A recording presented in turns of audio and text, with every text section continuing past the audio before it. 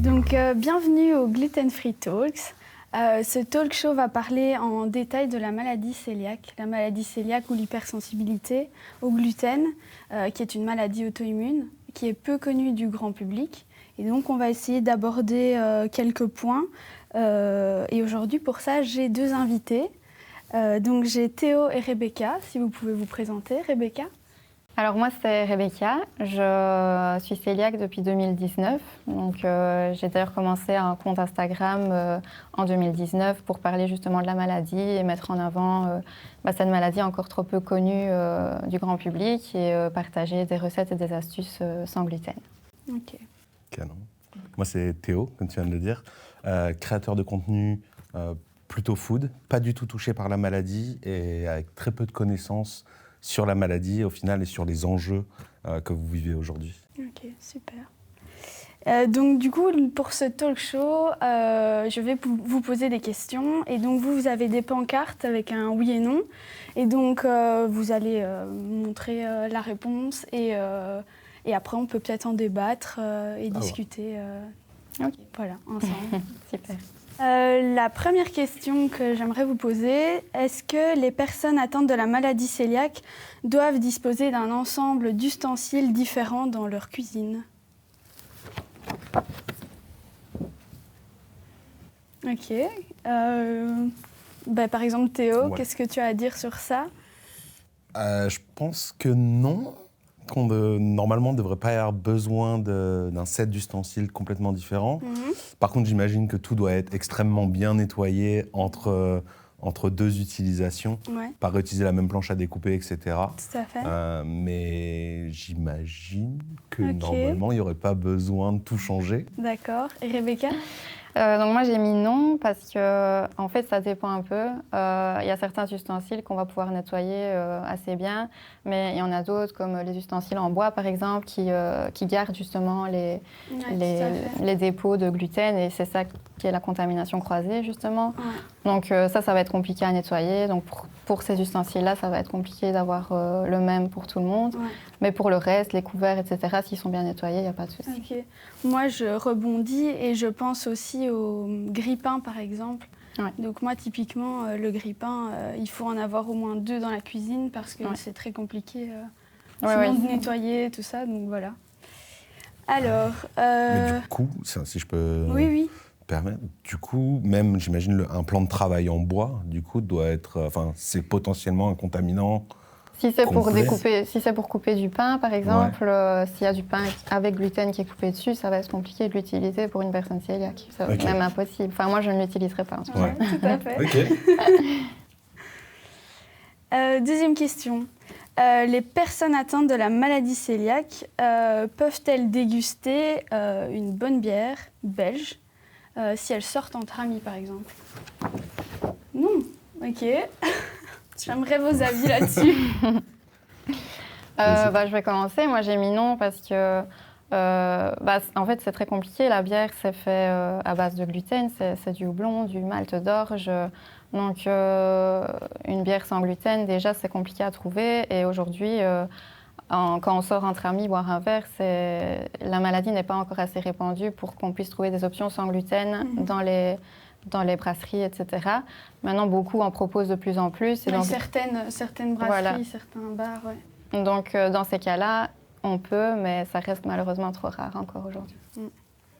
Ouais. Là-dessus, pour le coup, sans avoir l'info de base, je me doute que forcément la bière, c'est plein de gluten, comme tu le disais. Dans un bar ou une brasserie, tu as toujours un peu, tu sais, le résidu de verre qui va coller sur la table, etc. Est-ce que ça, c'est aussi une grosse contamination potentielle ? Moi, je sais que, par exemple, quand il y a des soirées, par exemple, il y a des verres qu'on doit réutiliser et qui vont simplement repasser dans l'eau, rincer et remettre au fût, ou par exemple comme ça.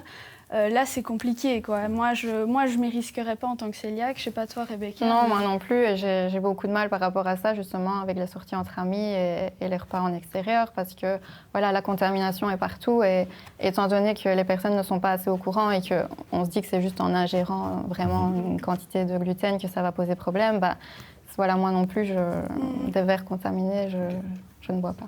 Parce que ce sont des micro-particules et donc du coup, ils restent dans le fond du verre ou ce genre de choses. Troisième question. Êtes-vous d'accord avec l'affirmation suivante? Les produits sans gluten peuvent être délicieux. Ouais. Okay. On est assez d'accord. Ouais. Rebecca? Oui, déjà, je remarque l'évolution en quelques années de la gamme de produits qu'il y a. Et quand on voit tout ce qu'on propose aujourd'hui sans gluten, il y a vraiment des choses, on ne sait même pas faire la différence entre avec gluten et sans gluten. Alors oui, il y a certaines choses qui sont encore un peu moins répandues, mais je pense quand même qu'il y a énormément de bonnes choses sans gluten aujourd'hui et pas que au supermarché, aussi dans des restaurants ou voilà. Ok.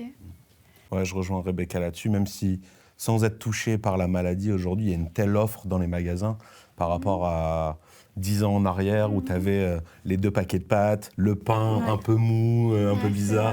Il est toujours parfois un peu mou, un peu bizarre. Mais c'est vrai que tu vois, quand tu vois les gammes qui se développent, tu passes devant et tu dis ça a l'air sympa, ça a l'air sympa. Et au final, tu le prends parce que ça a l'air vraiment sympa. En tant que non concerné par la maladie, c'est pas l'argument sans gluten, c'est juste le produit en soi. Et comme tu dis, tu vois aucune différence maintenant. Oui, ça m'arrive de faire des repas à la maison et donc je propose évidemment du sans gluten et souvent ils sont surpris, ils disent oh c'est sans gluten ça. Alors que voilà. Ouais, parce qu'ils ont l'image en tête. Oui, ils se disent ça va être dégueulasse en fait. Ouais, c'est vrai que c'est très négativé. Je trouve que on peut faire de très bonnes choses et parfois je le dis pas non plus. Je fais un dessert et en fait il est super bon, super moelleux et il est sans gluten. Donc le gluten c'est quand même la colle un peu du blé ou du céréal. Donc forcément, ça donne le liant qu'on n'a pas quand on mange sans gluten. Donc parfois, c'est plus friable. Le pain, je pense que Rebecca peut le dire, le pain, quand on en mange, c'est très friable, etc. Parfois, les biscuits aussi. Donc c'est peut-être pour ça aussi que les gens peuvent croire que c'est moins bon. Mais du coup, tu disais, toi, tu cuisines beaucoup sans gluten. Toi, tu parlais du gâteau, par exemple, que tu avais fait. Ça, aujourd'hui, c'est quoi votre, entre guillemets, la technique pour arriver à avoir une texture? Le fait de manger sans gluten, ça m'a fait découvrir pas mal de farines. Et donc, il y a vraiment une multitude de farines, de riz, de quinoa, de maïs. Enfin, voilà, il y a vraiment beaucoup de farines. Et alors, comme liant, en fait, il va y avoir des gommes, la gomme de xanthane, par exemple, ou l'agar-agar. Il y a toutes sortes de liants naturels, en fait, qu'on peut ajouter à la recette pour justement lier le tout et rendre le tout moelleux, quoi. Okay. Donc, voilà. Ouais, moi, une petite technique que j'utilise aussi quand même assez souvent dans mes desserts, dans les pâtisseries, c'est de monter les blancs en neige et pas de mettre simplement les œufs dans la recette, mais de monter les blancs en neige pour qu'il y ait ce côté plus aérien qu'on n'a pas normalement dans le sans gluten. Les options sans gluten devraient-elles être plus accessibles lorsque l'on mange à l'extérieur, comme dans les écoles, au travail, etc. Ouais, oui. C'est un grand oui. Oui, là, c'est un grand oui. Et la carte n'est même pas assez grande. Oui, mais comme je le disais, il y a de plus en plus d'options et c'est, heureusement que c'est comme ça. Mais malheureusement, c'est encore... En fait, même s'il y a des options sans gluten, la personne cœliaque ne peut pas toujours aussi se fier à ce sans gluten. Et en fait, quand on va poser la question, est-ce que c'est sans gluten, est-ce qu'il n'y a pas de contamination croisée, là, alors, ils vont être un peu perdus et ils vont nous dire qu'en fait, non, ils ne font pas attention à tout ça. Et donc, du coup, même l'option sans gluten n'est pas adaptée aux cœliaques. Et je trouve qu'on est...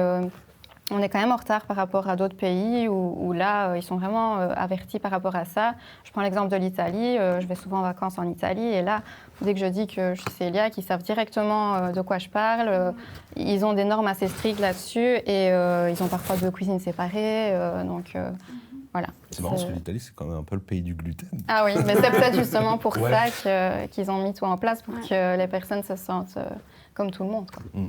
En général, les gens sont bien informés sur la maladie cœliaque. Êtes-vous d'accord avec cette affirmation? Non. On vient un peu. Ça a été très rapide. Je sais pas, Théo, qu'est-ce que tu en penses? En tant que non informé. Voilà. Non, c'est sûr, c'est un peu ce qu'on se disait tout à l'heure avant de commencer le tournage, c'est que quand on n'est pas touché et qu'on n'a personne, on va dire, dans notre cercle qui va nous expliquer un peu ce qui se passe vraiment, au premier abord, on va se dire... bon, bah, c'est quelqu'un qui est intolérant au gluten, bon, il va avoir mal au ventre s'il mange des pâtes ou du pain, etc. Et c'est un peu le seul... T'avais ça comme avis, comme bien première sûr. idée, Non, quoi. là-dessus, je suis complètement en phase. J'avais pas conscience que ça avait des répercussions beaucoup plus longues ou beaucoup plus dangereuses, entre guillemets, que je mange un bout de pain, je vais avoir mal au ventre, et puis demain ça ira mieux parce que je ferai attention. C'est vrai qu'au premier abord, d'un point de vue, on va dire, global, on ne nous éduque pas du tout là-dessus. On nous parle beaucoup plus, comme je disais juste avant, des allergies sur les noix, sur ce genre de choses, où là on fait un peu très attention au final sur ça. Mais sur le gluten, à part nous dire, il y a des gens qui sont ballonnés quand ils mangent du gluten, on ne nous donne pas plus d'infos que ça, globalement. Je trouve que c'est peu reconnu. Oui, tout à fait. Oui, je rejoins Théo là-dessus. Aujourd'hui, quand on parle de la maladie cœliaque, déjà combien de fois on me demande quoi de quoi tu parles. On ne sait pas le répéter, le mot cœliaque parfois. C'est ça, oui, et voilà. Et d'ailleurs, j'ai une anecdote encore. Pour Pâques, j'ai été chercher des chocolats. J'avais vu sur le site qu'ils avaient des options sans gluten. Et puis je demande à la dame, donc c'est bien sans gluten. Mais je vais vérifier. Donc le sans gluten, c'est bien tout ce qui est arachide, les noix. Donc voilà, même là où ils avaient annoncé qu'ils avaient du sans gluten, ils n'étaient pas très au courant. Donc oui, c'est encore malheureusement trop peu connu de tout le monde. Et pourtant, plus j'en parle autour de moi, et plus je me rends compte que beaucoup de personnes sont touchées par la maladie. Pas que par le sans gluten, pas que par l'intolérance. Donc je me dis que pourquoi est-ce que c'est pas aussi connu que le reste. Mais ça peut vite, on peut vite en parler, mais je pense qu'il y a cette pudeur. Je crois que c'est parce qu'il y a eu tout un temps un effet de mode. En tout cas, moi je le vois comme ça. C'est vrai que j'ai eu, à titre personnel, beaucoup de remarques, etc. En me disant oui, mais c'est une mode, toi. Non, c'est pas une mode. Non, ça m'amuse pas du tout.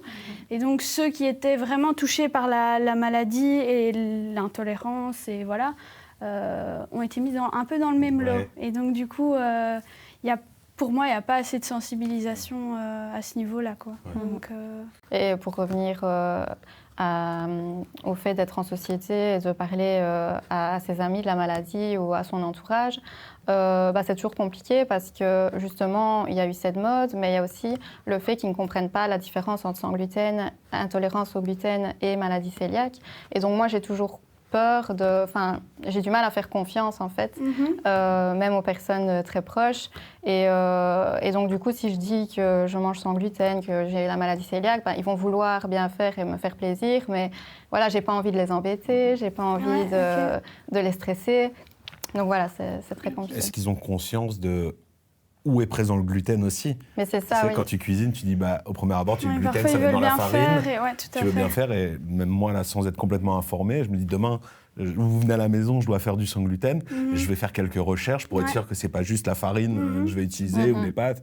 Et déjà là, on parlait des planches tout à l'heure ou des ustensiles sur la contamination croisée, mais même sur les ingrédients, je pense qu'il y a plein de choses où on ne le sait pas, où je ne le sais pas en tout cas. Le gluten est un peu caché parfois par des noms. Je pense à l'amidon modifié, c'est souvent de l'amidon modifié de blé. Et en fait, au début de la maladie, certainement Rebecca aussi, on fait beaucoup d'erreurs en fait. Et donc on pense bien faire, et donc on dit ah non mais là il n'y a rien. Et en fait il y a parfois des compositions où il y a du gluten, parfois très très peu, mais il y en a. Et donc c'est ça. La maladie cœliaque affecte-t-elle la vie sociale des personnes atteintes, selon vous? Oui. Ok, Rebecca. Oui, moi c'est vraiment à ce niveau-là que j'ai le plus de difficultés depuis toujours. C'est même encore maintenant après 5 ans, quand on me dit on va aller au resto ce week-end ou on a un souper chez des amis, c'est toujours problématique. Je me pose toujours 10 000 questions et je me dis je dois contacter soit le restaurant. Donc c'est aussi une charge mentale en plus. Et même quand on est, même moi qui habite avec mon compagnon, faire à manger, il faut à chaque fois se séparer et tout.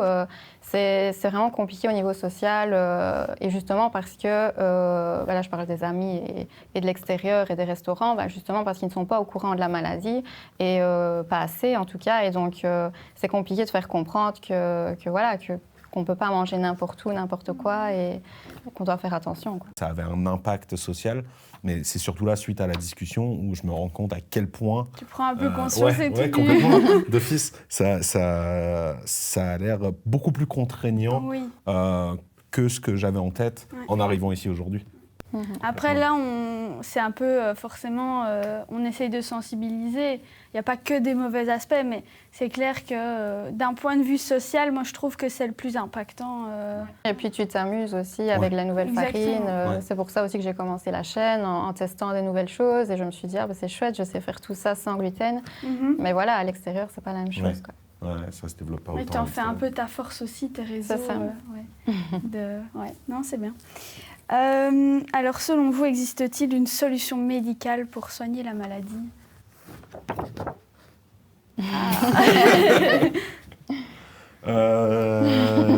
Du coup, je vais vers les deux. Voilà, c'est ça. Tu commences peut-être ? Allez. Du coup, non, parce que Rebecca a dit non, donc ça répond à ma question. Mais, non, pourquoi ? J'imagine que si on est encore dans une grosse phase aujourd'hui de sensibilisation et tout ce que vous me partagez là depuis tout à l'heure, de faire attention, etc., partout où vous allez ou sortez, parce que ça peut amener des problèmes sur le long terme. Du coup, j'imagine qu'il n'y a pas une pilule miracle qui soigne tout si jamais, comme ceux qui font des chocs anaphylactiques. Le lactose, parfois, il y a encore Mais ça, c'est plus sur le message d'espoir, j'espère qu'il y a quand même soit des traitements, soit des choses qui existent pour, entre guillemets, vous faciliter la vie. Encore une fois, que ce soit en période de crise ou même sur du long terme, avec j'imagine un suivi médical. Tu parlais tout à l'heure de, forcément, il y a des moments où ça peut amener des grosses carences, etc. Donc on traite les symptômes, mais au final, on ne traite pas la maladie même. C'est ça. Et oui, j'imagine qu'il n'y a pas de vaccin contre ça à proprement parler. Non, oui, en fait, la maladie cœliaque, il n'y a pas il n'y a aucun traitement possible. En fait, si tu en consommes, tu détruis en gros ton intestin et donc du coup ça engendre tout le reste, toutes les carences et la suite. Donc oui, comme tu dis, il faut être positif et se dire que peut-être dans 30, 50 ans, il y aura une solution. Mais en tout cas, maintenant, la seule solution, c'est de ne plus en consommer du tout, parce que la moindre petite mie va nous faire revenir au début, quoi. C'est ça. Et ça, du coup, à partir du moment où tu es... entre guillemets, où tu sais que tu as la maladie, c'est à vie. Il n'y a pas de retour. C'est une maladie chronique, donc à part l'éviction du gluten, il n'y a rien, on ne sait rien faire. Donc non. Et en fait, la maladie cœliaque, elle se situe au niveau du duodénum. Et donc, il y a des villosités. Et donc, quand on est atteint de la maladie cœliaque, ces villosités disparaissent. Et donc, le fait de consommer du gluten provoque une inflammation, en fait. D'accord. Et donc, c'est ça qui engendre les symptômes. Après, quand la maladie est silencieuse, c'est parfois un peu plus, encore plus dur parce que à long terme, il y a plus de conséquences. Et donc, si tu n'es jamais malade et puis, en fait, tu tombes vraiment malade d'autre chose, et ben, parfois ça a des liens avec la maladie cœliaque qui était juste silencieuse, qui était là et on l'avait jamais détecté, diagnostiqué, quoi. Est-ce nécessaire que les personnes atteintes de la maladie cœliaque sensibilisent leur entourage à leurs conditions et à leurs besoins spécifiques ? Oui, on en parlait tantôt. J'imagine que dans les écoles, par exemple, aujourd'hui, c'est très compliqué. Ils développent des options végétariennes, parce qu'enfin on y est, mais la différence avec les végétariens et tous ces régimes-là aussi, c'est que c'est plutôt un choix, sans aucune critique. Donc du coup, c'est clair que le sans gluten, ça amène beaucoup plus de restrictions. Il y a aussi des normes AFSCA, etc. Donc en fait, même si les restaurateurs ou certaines personnes voulaient le faire, en fait, il y a parfois tellement de démarches que ça freine et donc en fait, on n'a pas l'option sans gluten. Ma maman est institutrice primaire et il y a un élève qui est cœliaque. Il ne peut pas aller au dîner chaud, il n'y a aucune option pour lui, donc il est obligé d'apporter ses repas. Les symptômes de la maladie cœliaque se limitent-ils aux symptômes gastro-intestinaux, selon vous ? Donc je l'expliquais, c'est vrai que j'ai eu beaucoup de symptômes gastro-intestinaux, mais j'ai également eu beaucoup de carences et de vitamines, etc. Et donc ça a causé vraiment une grosse faiblesse, une fatigue. Donc j'étais souvent malade et j'avais vraiment une grosse carence en fer et j'ai dû aller à l'hôpital pour une transfusion. Voilà, il n'y a vraiment pas que le côté digestif qui entre en jeu, même si c'est vrai que c'est une grosse partie pour certains et moi aussi j'ai eu de gros problèmes à ce niveau-là, mais c'est pas que ça. C'est vrai que, en arrivant, pour moi, jusqu'à aujourd'hui, c'était le cas. Ouais. C'était ma compréhension aujourd'hui du sujet. C'était de se dire, comme je disais tout à l'heure, sur la non-éducation au sujet, de se dire, les gens, quand ils en mangent, ils vont être ballonnés, vont avoir mal au ventre, etc. Et pour moi, c'était la limite aujourd'hui de cet impact-là. Et donc, les gens, au final, étaient plus dans une recherche de confort à ne pas manger de gluten pour ne plus avoir ce ballonnement, plutôt que dans un vrai risque médical, au final, de carence et de vrais risques plus long terme, dans lesquels je n'avais pas du tout conscience, jusqu'à ce qu'on commence à en discuter aujourd'hui. Complètement. Il y a d'autres symptômes un peu parfois méconnus, mais par exemple, les problèmes dermatologiques, ça, il y en a beaucoup qui ont. Les aftes, par exemple, ça, c'est aussi dû à la maladie cœliaque. Et donc, les carences, forcément. Parce que je pose cette question-là parce que j'ai ma compagne qui est du coup, intolérante au lactose et qui, du coup, l'a sorti complètement de sa vie. Mais une fois de temps en temps, elle va se faire un gros craquage. Une fois par an, elle va se faire une raclette. Et elle sait que les 2 semaines derrière vont être très compliquées pour elle. Mais après, on n'est pas du tout sur la même maladie, etc. Oui, je pense qu'en fait, c'est vraiment la différence à faire avec une intolérance au lactose. C'est que la maladie cœliaque, on ne va pas parler des conséquences à long terme parce qu'il y a des trucs pas très drôles. Mais c'est vrai qu'on parle d'une maladie auto-immune. Ce n'est pas le cas d'une intolérance. Et donc, une maladie auto-immune, c'est ton corps qui s'attaque à ton propre corps. Donc, en fait, nous, les symptômes vont être plus graves et ils vont peut-être durer beaucoup plus longtemps. Et à long terme, tu vas peut-être en payer les frais, quoi. Alors qu'un intolérant...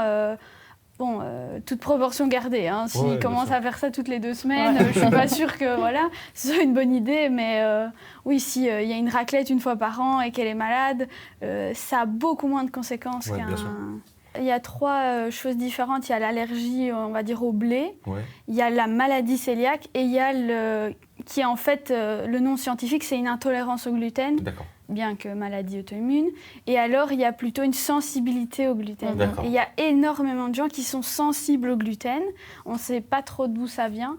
Mais donc, par exemple, ils vont manger des pâtes, mais ils vont pouvoir mélanger la casserole sans gluten, pâtes sans gluten et pâtes normales. Ils ne vont pas être malades, mais ils se sentent mieux et c'est un meilleur confort digestif s'ils mangent sans gluten. Et puis l'allergie, c'est comme... toutes les autres allergies, donc un choc anaphylactique ou d'autres conséquences. Et puis il y a la maladie cœliaque, donc il y a 3 choses différentes.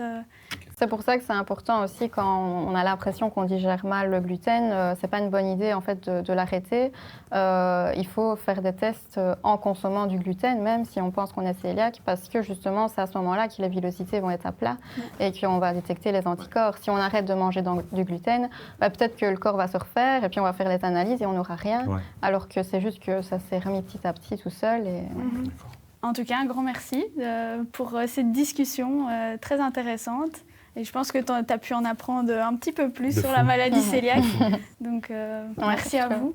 Super. Moi, je suis super contente, en tout cas, d'avoir pu partager mon expérience. Et c'est toujours chouette de voir comment les autres réagissent à la maladie. Et c'est important de sensibiliser toujours plus.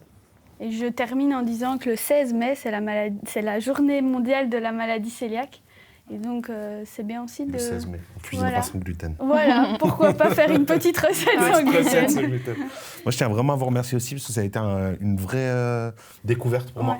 J'ai appris plein de choses aujourd'hui qui vont, je pense, cogiter, me sensibiliser un peu plus, pour arrêter l'utilisation d'autres farines, etc. Et de faire aussi plus attention à ça dans le quotidien, au-delà de la maladie. Sur ça. Une personne de plus sensible, c'est bien. Merci en tout cas. Merci beaucoup. Merci.